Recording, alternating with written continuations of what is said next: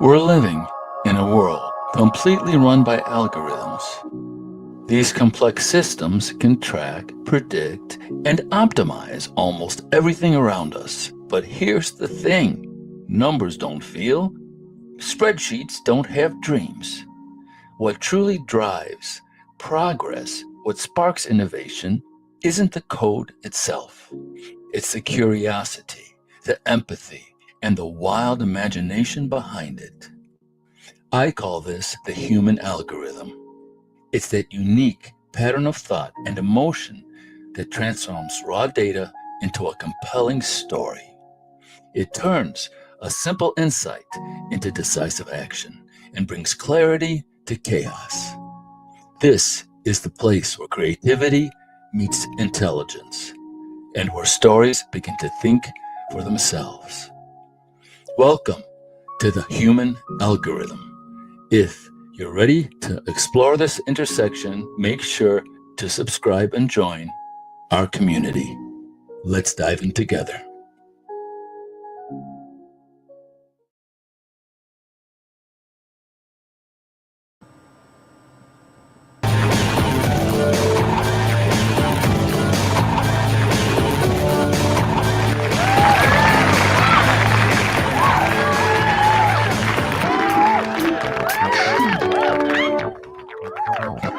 Yeah, baby. Good morning. Good morning.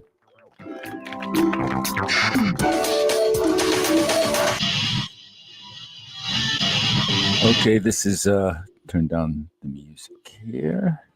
All original music created by moi. Let's give it up. So, we're going to talk about the vacuum of meaning. Just because you kill God, what? Just because God is dead doesn't mean the architecture of faith disappears. It mutates. All right. So you have the same sort of hysteria, right? And the same sort of craziness over different ideas today that if you look at it at a 30,000 foot view, it's like, what's with all this emotion and craziness? Why is everybody losing their mind? Because we, as humans, we search for meaning. And just because this thing we call God is dead, that architecture, those pillars, that framework, it still exists. And so we're going to talk about how that's important in a quick presentation. I'm going to try to make this, oops, not that. Where am I? Okay, I'm going to try to make this as quick as possible. Okay, the vacuum. Do we need some music underneath? Maybe a little bit. The vacuum of meaning. Now put me in there. How you doing? Okay. God is dead, man. We've torn down old belief systems, but the impulse toward meaning doesn't vanish, it mutates. And what emerges is a new form of moral fervor, passionate, identity driven, and often unchecked by humility or forgiveness. See, we had that in the old religious structure. We had this idea of humility and forgiveness and transcendence, but that's not necessarily true in the belief systems that we see today. Modern movements as more easy for me to say. Sorry. Modern movements as moral frameworks. Today, religious structures are often borrowed. Structural injustice becomes original sin, privilege becomes confession, reparations becomes penance, climate fear becomes the apocalypse, and public shaming becomes the Inquisition. The result is a moral framework of religious zeal, but without the grounding in a shared truth and a shared God and a shared sort of understanding of our shared belief, right? So when consensus breaks, today public trust and legal momentum can shift overnight. Fragmented identities and rising skepticism fuel volatility and can trigger regulatory shocks, court reversals, and narrative swings in a single news cycle. Okay, so let me show you here quickly what I'm talking about. If I got it, do I got it right here? Yeah. Okay, so this blew my mind earlier last year, right? So remember all the ivermectin craziness.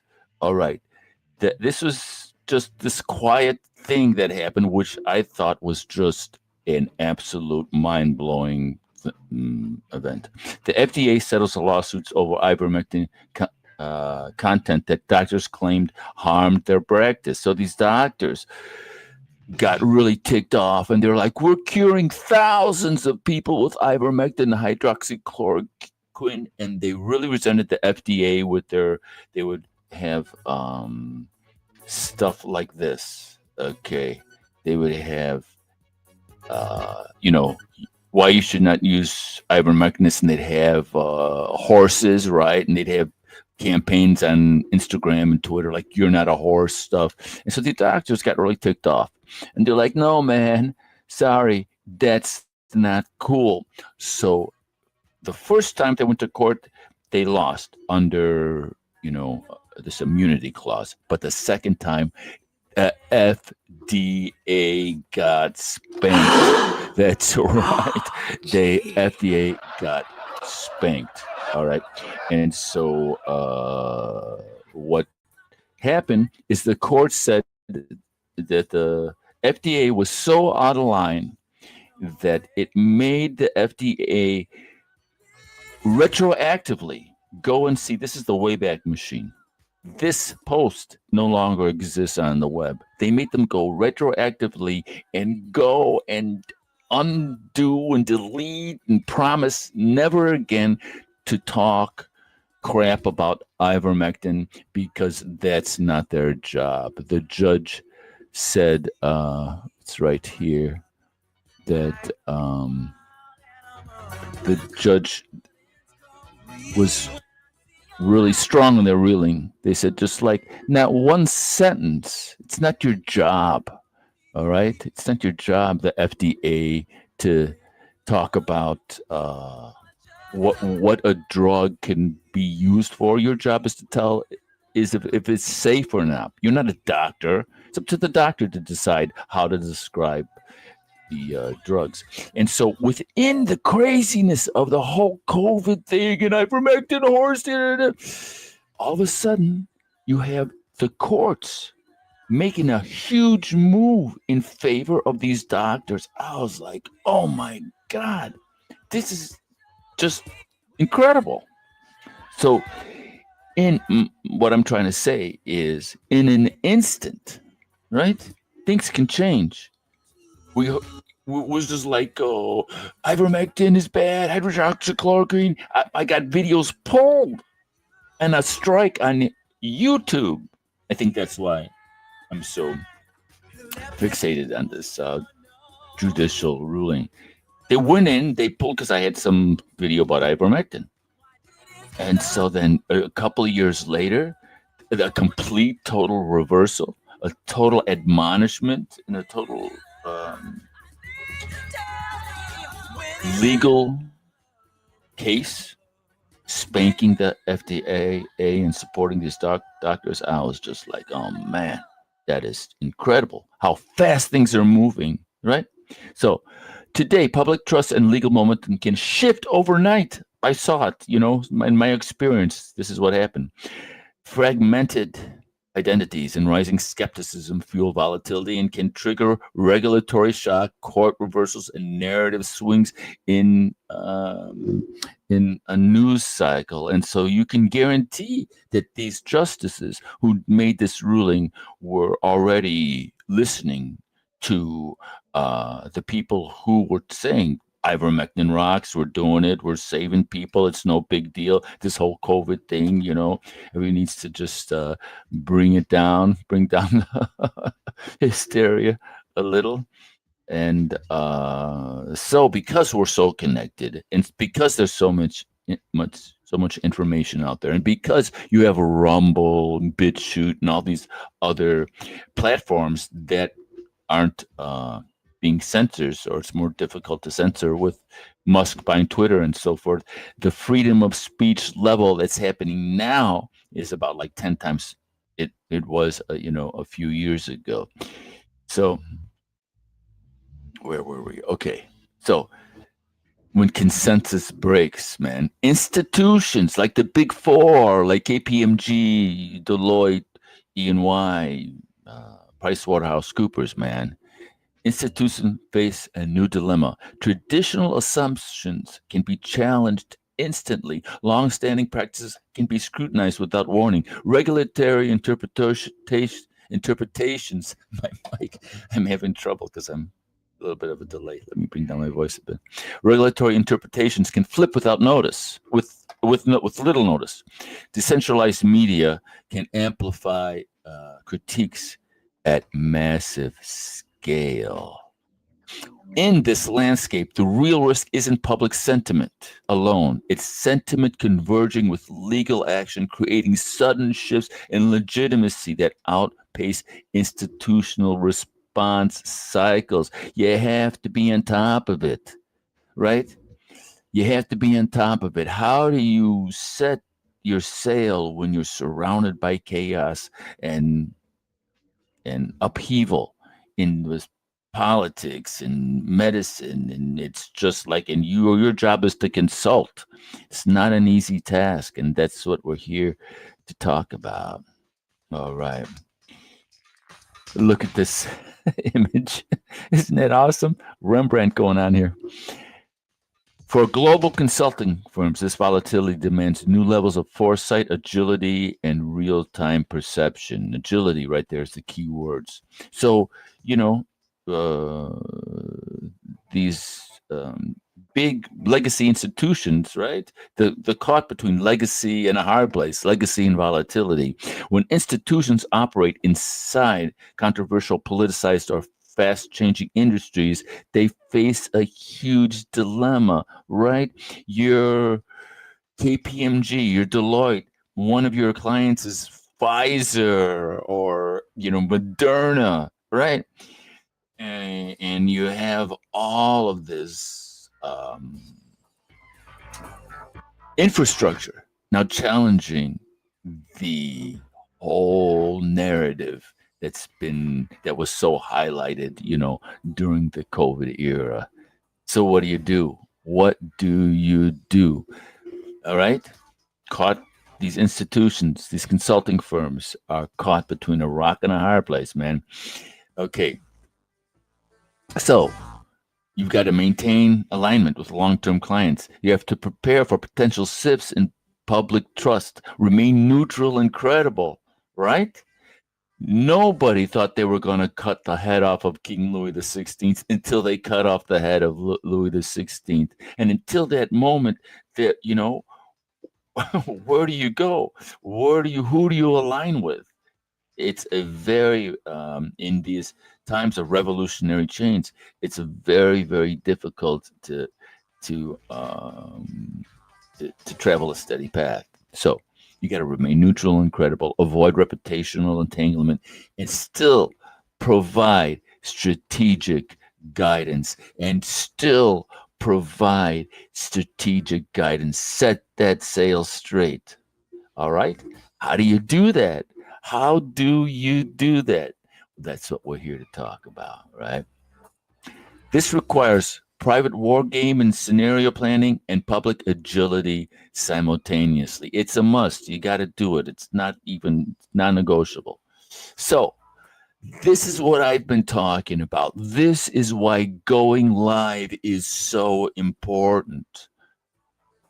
Because when you go live, it's not that you're going live, it's that you have real time communications with your audience. And you don't necessarily have to have a public comment feed. You can have something private question and answers. You can see the comments in a private format, and you can respond to the comments as you like. So when you present somebody from Moderna or somebody from Pfizer or somebody showing off the new mRNA technology, if in the comments it's like, hey, great, wonderful, wow, can't wait. But if it's like, these guys killed my mother, hanged them from the rafters, there's all this in the comments. That is analytic gold. That is absolute brilliant canvassing, brilliant temperature checking of what's going on, right? And if you do it once, it could just be an aberration. A bunch of just angry people might have caught the feed. But if you do it again and again and again, you get a real super understanding of the sentiment that's out there. So, why live intelligence matters. Real-time controlled environments can test narrative reception, measure sentiment in controlled comment channels and question and answer formats, detect emergent fractures, identify reputational risks early. Because in the comments, people will get really like involved and they'll put like data and articles and well, you said this, well, check this. And there's no other format, right? And so you've got just this very, nice presentation going on, and then the comments and the question and answers will reflect what it is, how your audience is responding to what you are promoting, in real time. And let us continue. All right. So, agility amid narrative volatility. In upheaval, zeal without truth accelerates instability, right? When we had God, right, as our savior, there was zeal and the truth of something that everyone believed in. So there was sort of a grounding framework in which everybody could cooperate in. But because now this grounding favorite framework is sort of delegated to the individual and the individual truth, right? With the whole pronoun thing and right, the DEI, it's sort of an individual centric truth. That zeal is not a community zeal, right? It's not something that's shared by the community. So in upheaval, zeal without truth, zeal without community accelerates instability. Institutions that fail to adopt get swallowed by the narratives they ignore. To navigate the next state, marked by confusion, geopolitical shifts, and collapsing trust, organizations need real-time intelligence, narrative awareness, public communication agility, and live adaptive feedback mechanisms. You are looking at a live adaptive feedback mechanism along with the king of LinkedIn Live. Let's give it up. Shameless self-promotion. I am the unofficial king of LinkedIn Live. Let's give me a round of applause. All right. Oops. So, agility amid narrative volatility. Without it, even strong institutions risk being caught in the undertow of narrative chaos. All right. Can we give everybody a round of applause? So, let me just give you a little taste of what I'm talking about. You have to have your ear to the ground. KPMG, Deloitte, PwC, EY, you got to have your ear to the ground. Okay, just look at this, right? We looked at your video selection last time, and it wasn't exactly as robust as it could be. But if you look at this, right? So this is just my watch history. So here's Joe Rogan. Here's like 2.6 million views. And Dr. Suzanne Humphreys just rages and completely destroys the entire vaccine narrative for like 2.5 hours. This guy, right? Gavin DeBecker, he's not a doctor, but he's sort of this criminal investigator. And then he, through his work as an investigator, just destroys like the polio narrative and just bam, bam, bam, bam, bam. And so here, this Maha, right? It's a media hub. They have these live, just like we're doing a live thing. They have these live events where Robert Kennedy III, is that Robert Kennedy Jr.? I don't know. But Robert Kennedy III wrote a book on Fosse. Robert Kennedy Jr. wrote a book on Fosse that was just this blistering critique of Fosse, accusing him of like crimes against humanity or something. I haven't read it yet. But so this right here, this is happening in like 6 hours. If you're one of these big consulting firms, you have to be aware of what's going on, right? You have to be loyal to your clients, but you have to have your ear to the ground and understand the legal landscape that's going on, understand the government landscape, government narrative that's going on, and understand what's happening in the world of like podcasting and Joe Rogan and what's happening there. If you don't, right? If you don't have a live broadcast, if you don't have a way to, a strategy of reconnaissance, how do they say that? Intelligence, reconnaissance, surveillance, surveillance, reconnaissance, ISR. You have to have a plan. You have to have a plan to be taking the temperature of what's going on out there, because things are just moving so fast today. And with AI, one of the most tedious things was to find a headline that was clickbaity and a description. And then I hated the hashtags, right? I would rather take a cold shower than figure out how to do the stupid freaking hashtags.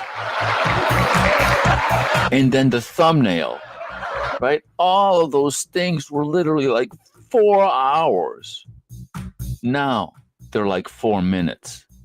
So the infrastructure that you need to surround your content, which sometimes almost took as long as creating the freaking content, has disappeared.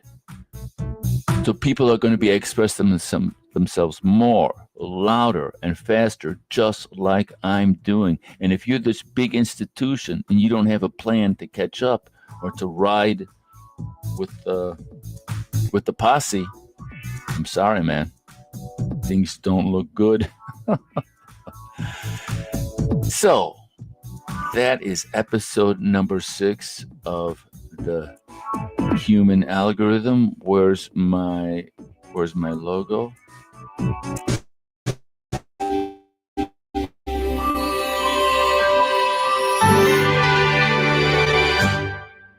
Oh man, I just love that. All right, I did it under half an hour. I'm so proud of myself. I thought this was going to take forever. All right, my name is Liam. You are who you are.